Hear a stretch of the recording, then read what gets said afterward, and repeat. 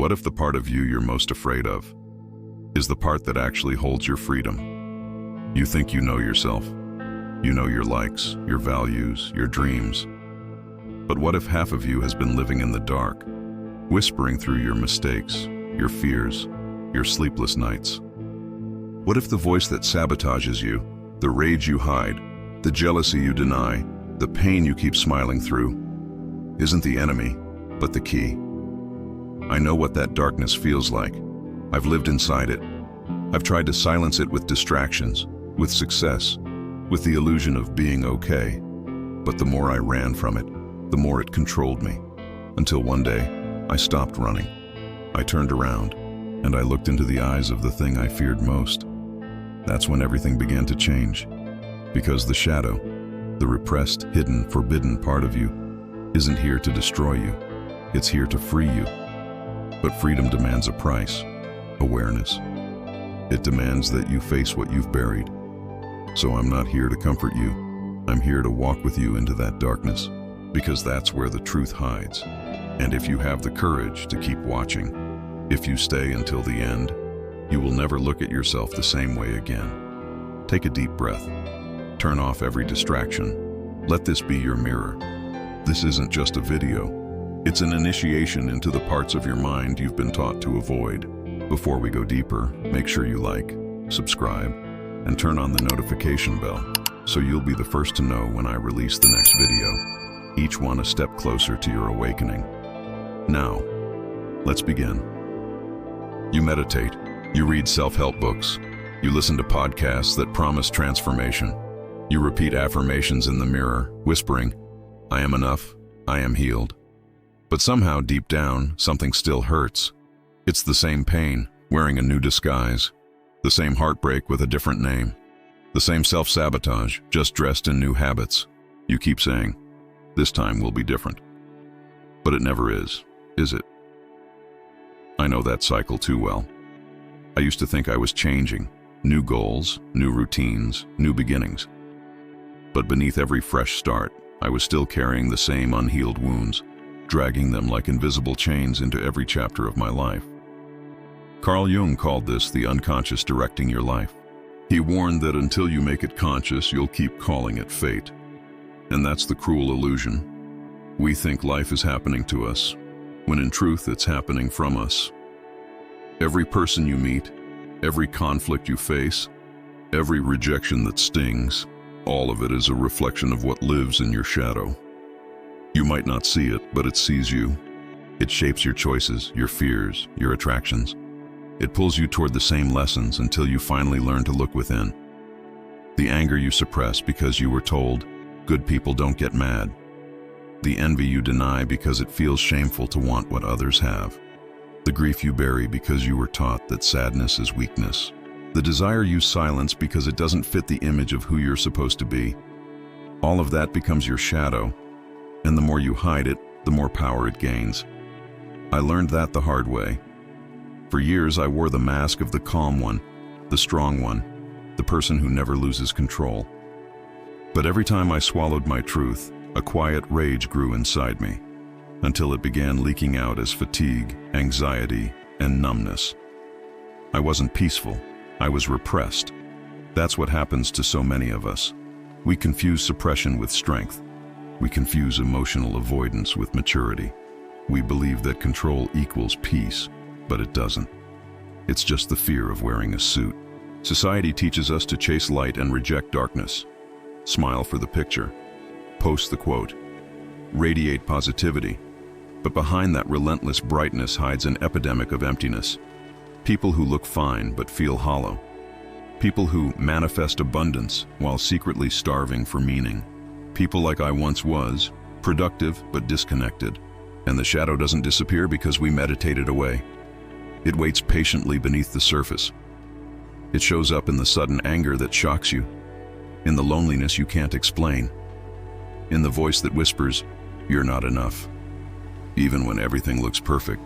You see, the shadow doesn't want to ruin your life. It wants to wake you up. It's the repressed energy of your authenticity, pounding on the door of your consciousness, begging to be let in. When you ignore it, you live half a life. Polished, predictable, performative. But when you start listening, everything begins to shift. The fear becomes fuel, the pain becomes direction, the chaos becomes your teacher. Because what you avoid doesn't disappear. It becomes your compass. And every time you run from it, you only walk in circles. I learned that awareness is not the end of the journey, it's the beginning. To do shadow work is to stop pretending you're only light. It's to admit, I am both the dream and the darkness that creates it. And maybe that's what you've been craving all along. Not perfection, but permission. Permission to be fully human. So take a breath. Let this moment be the start of your reckoning. Because the darkness you fear isn't T against you. It is a part of you calling you home. Now I want to hear from you. What part of yourself have you been hiding? What patterns keep repeating, no matter how much you change? Share your story in the comments below. I read every one of them, and I'll respond personally. Because shadow work isn't meant to be done alone. We face the dark together. There's a moment in everyone's journey where the pain stops being random and starts to make sense. Where you realize the chaos in your life is not a punishment, but a mirror. That's when shadow work begins to turn from philosophy into revelation.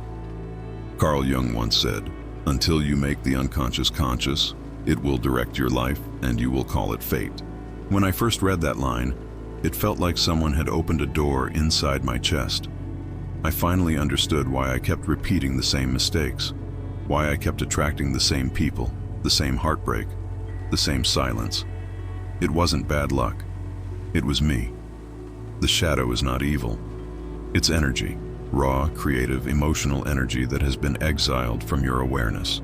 And the more you exile it, the more it seeks to return through the cracks.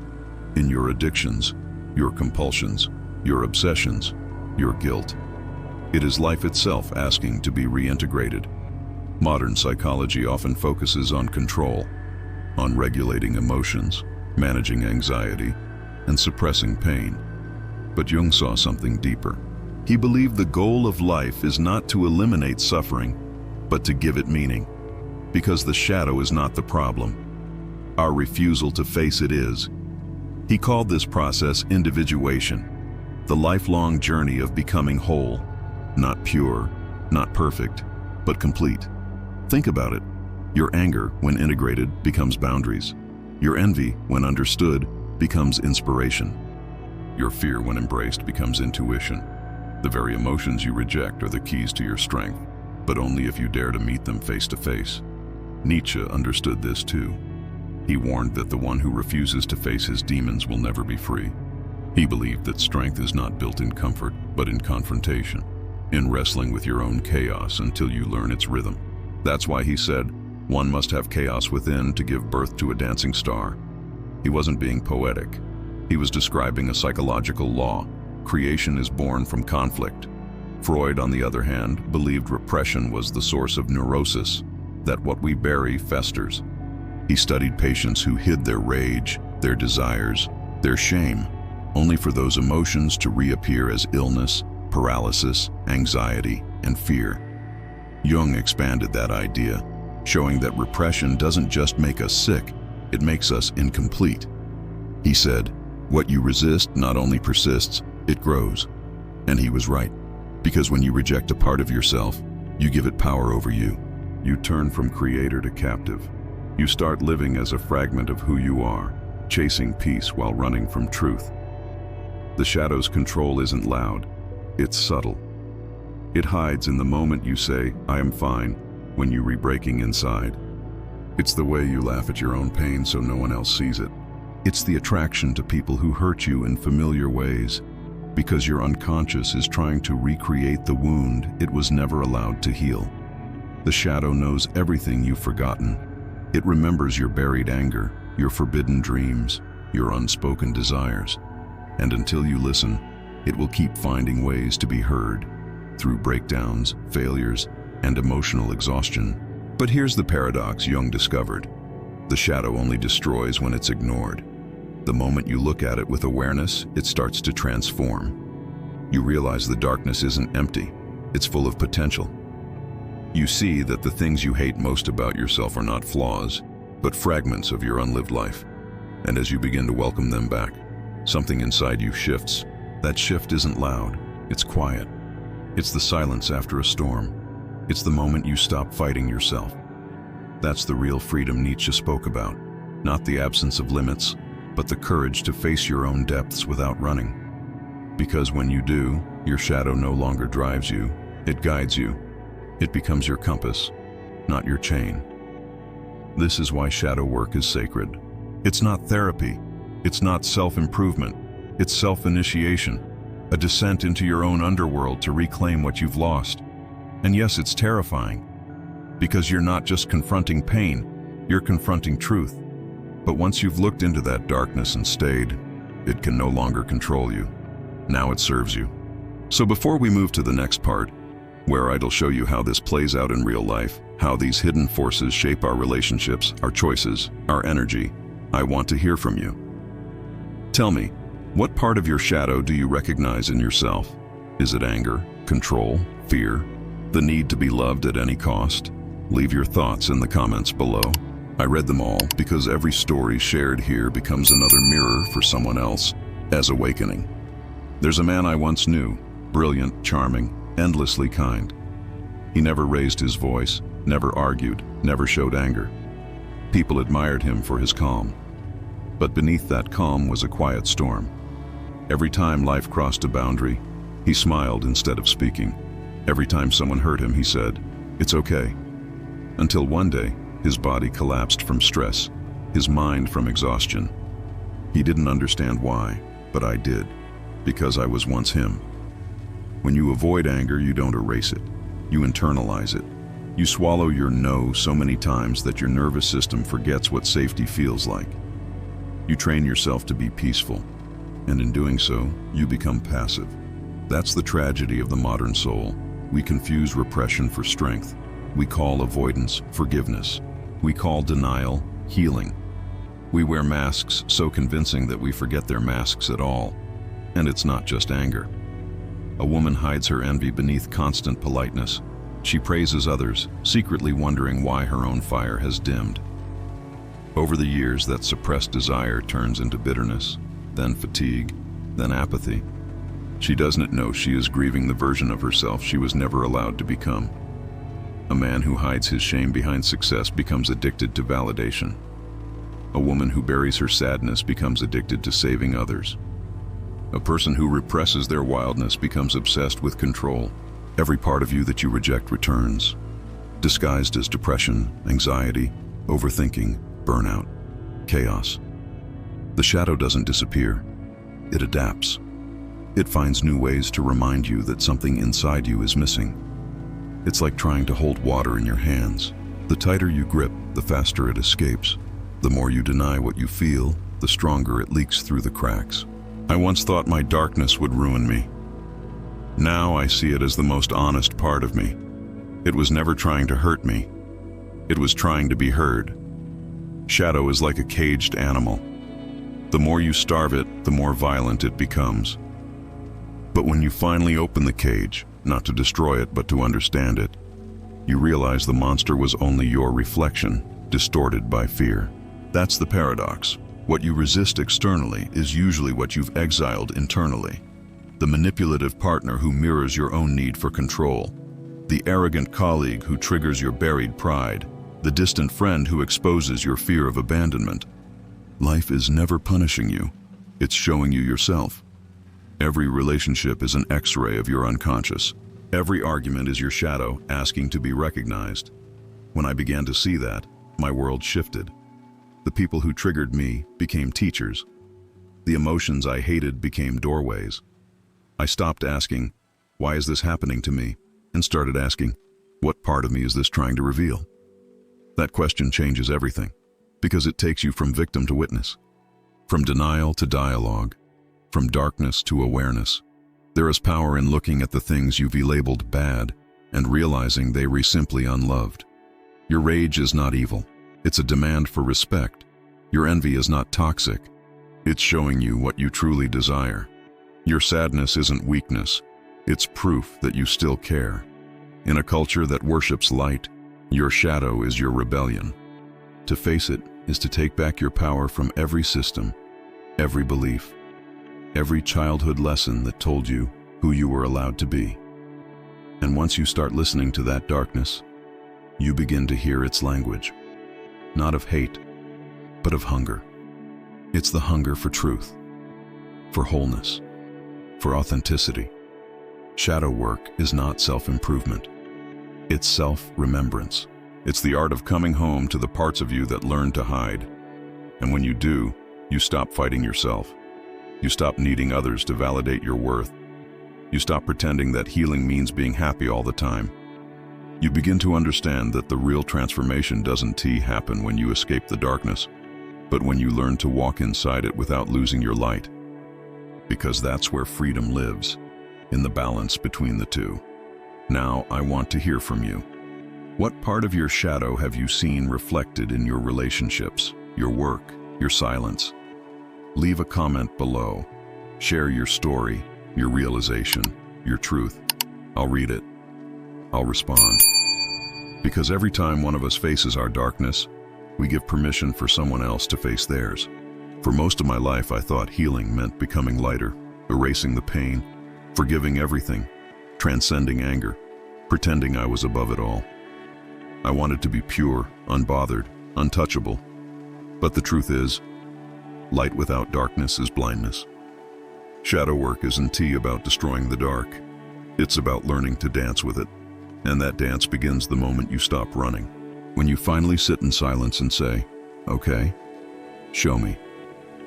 Show me the parts of me I've been afraid to see. Show me the truth beneath the mask.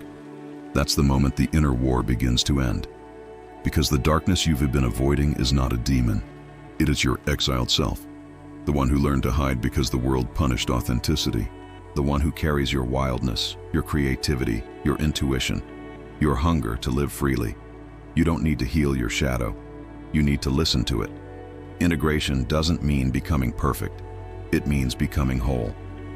It's the radical act of saying, everything I've been, the broken, the jealous, the angry, the scared, all of it belongs. Carl Jung called this individuation, the process of becoming an undivided self. He said, wholeness is not achieved by cutting off a portion of one's being, but by integration of the opposites. That means the light and the dark, the saint and the sinner, the lover and the destroyer. All of them are you. When I started this journey, I was terrified. I thought if I faced my darkness, it would swallow me. But the opposite happened. The more I looked, the more I saw light hidden inside it. Not the blinding, performative kind, but a quiet, steady flame. A light that didn't need to prove itself. That's what happens when you stop fighting your nature. The things you once feared become your allies. Your anger becomes your boundary. Your fear becomes your compass. Your sadness becomes your empathy. Your shame becomes your humility. And for the first time, you start living instead of performing. You stop chasing happiness like a trophy and start feeling peace as a presence. You stop trying to be liked and start learning to be real. Because the shadow doesn't disappear, it integrates, and in that integration, you become powerful beyond measure. But don't mistake this power for dominance.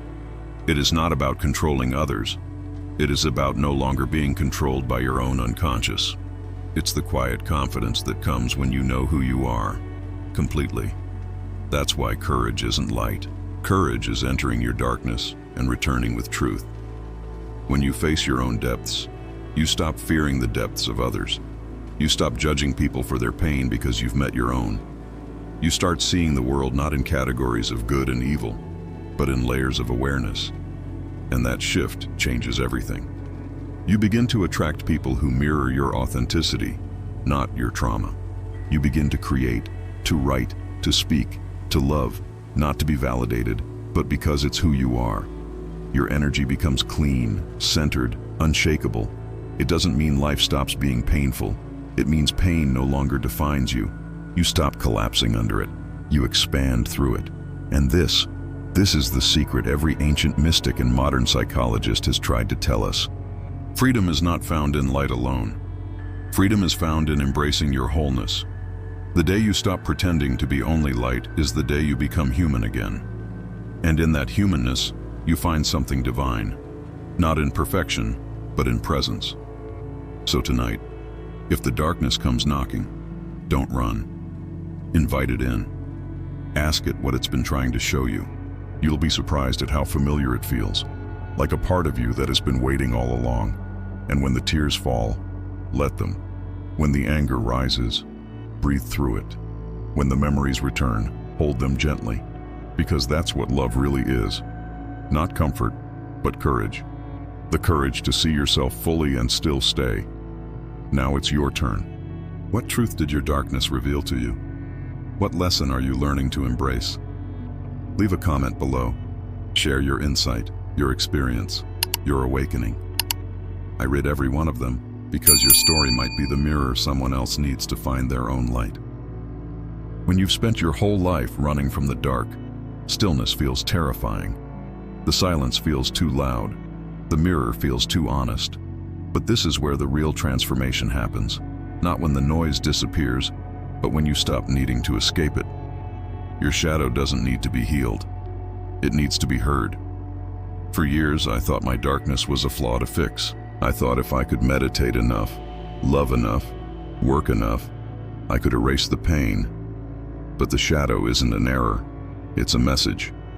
Every emotion you've buried is a letter from your soul, waiting for you to read it. That anger that bursts out of nowhere. It's the part of you that learned to stay silent too long. That sadness that lingers. It's love with nowhere to go. That fear that keeps you small. It's your power to ask for direction. The darkness has always been speaking to you. In your body, in your dreams, in the people who trigger you. It's been saying, I'm still here. Will you listen now? And when you finally do, when you sit in the quiet and stop trying to fix yourself, you realize something breathtaking. You were never broken. You were simply incomplete. Carl Jung said, people will do anything, no matter how absurd, to avoid facing their own soul. But he also believed that the only way to truly live is to meet that soul face to face, to descend into your own depths and bring light to the forgotten places. That descent is not a fall, it's a return to your essence, a return to truth. So tonight, instead of numbing your pain, sit with it. Instead of chasing light, close your eyes and feel the dark. Ask yourself, what is this trying to teach me? What part of me is asking to be seen? You might find that beneath the pain lies clarity, beneath the chaos lies peace, and beneath the darkness lies the version of you that's finally free. Because freedom isn't found in escape, it's found in embrace. When you face the darkness that controls you, it loses its grip. You become the one steering your life, not your fears, not your past, not your wounds. You, the whole you. And from that wholeness, everything changes. Your relationships shift, your energy expands, your life begins to feel like your own again. This journey isn't easy, but it's sacred. It's the quiet revolution of self-awareness. It's the birth of a human being who's no longer pretending. And remember this, the cave you fear to enter holds the treasure you seek. Joseph Campbell wasn't speaking about dragons or myths. He was speaking about this, the courage to face your own depths and find gold where everyone else sees darkness. So go there, not tomorrow, now. Close your eyes, listen, return, and when you do, you'll see. The darkness was never your enemy. It was your invitation home. Now, if this video touched something deep in you, let's keep walking together. Like this video, subscribe, and turn on the notification bell so you'll be the first to receive each new message I share. Everyone designed to awaken, to heal, to help you see yourself more clearly. And before you go, share in the comments. What part of this journey spoke to you most? What insight did your shadow reveal tonight? Your reflection might be exactly what someone else needs to find their way back to themselves.